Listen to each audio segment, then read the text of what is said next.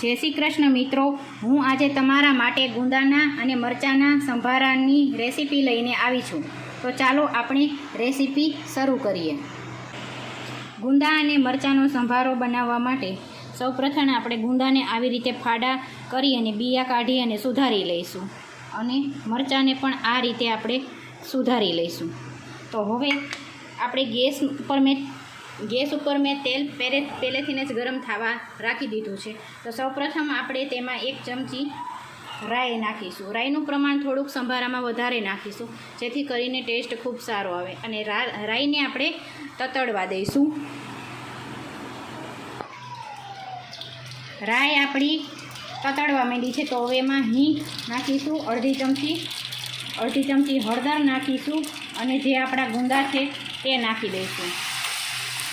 હવે ગુંદાને આપણે સારી રીતે હલાવી લઈશું અને થોડીક વાર માટે એમને છોડી દઈશું. ગુંદાને આપણે ચલાવતા રહેવાના છે, જ્યાં સુધી ચડી જાય નહીં ત્યાં સુધી. અને મરચાંને આપણે એકી હારે નાખવાના નથી, થોડી વાર પછી નાખવાના છે. અને ગેસની ફ્લેમ સ્લો કરી દઈશું. હવે થોડા ગુંદા ચડી જાય 2-3 મિનિટ પછી આપણે એમાં મરચાં નાખીશું અને બરોબર રીતે મિક્સ કરી લઈશું. મરચાં નાખ્યા પછી તેમાં સ્વાદ અનુસાર મીઠું નાખીશું.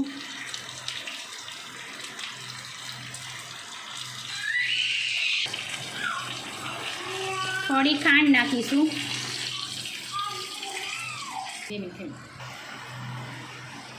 હવે આપણે એમાં 1 લીંબુ નીચવીશું, જેથી કરીને તેનો ખાટો મીઠો સ્વાદ આવે. અને આપણે બરોબર રીતે એને મિક્સ કરી દઈશું. અને હવે આપણે ચેક કરી લઈશું કે આપણા ગુંદા ચડી ગયા છે કે નહીં. તો એના માટે આપણે એક ગુંદો જુઓ મિત્રો, આપણો ગુંદો એકદમ ચડી ગયેલો છે. તો હવે આપણે ગેસની ફ્લેમ સ્લો કરી સાવ અથવા તો બંધ કરી દઈ. હવે તેમાં આપણે 1 થી 2 ચમચી જેટલો ચણાનો લોટ ઉમેરીશું.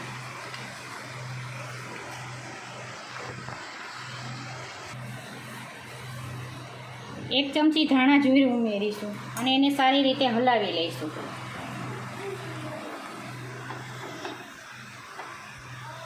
હવે આપણે ચણાનો લોટ નાખ્યા પછી હલાવી અને પછી ગેસની ફ્લેમ સાવ બંધ કરી દઈશું.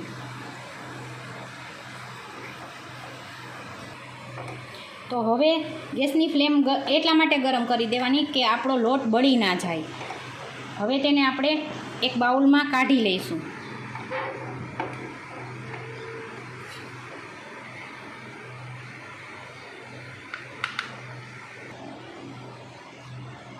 જુઓ મિત્રો, આપણો સંભારો સારી રીતે તૈયાર છે. તો હવે તમે તેને કોઈપણ શાક અને રોટલી સાથે ખાઈ શકો છો. જો તમને મારી રેસીપી સારી લાગી હોય તો અમારી ચેનલને લાઈક કરો, શેર કરો અને સબસ્ક્રાઈબ કરો. Thank you.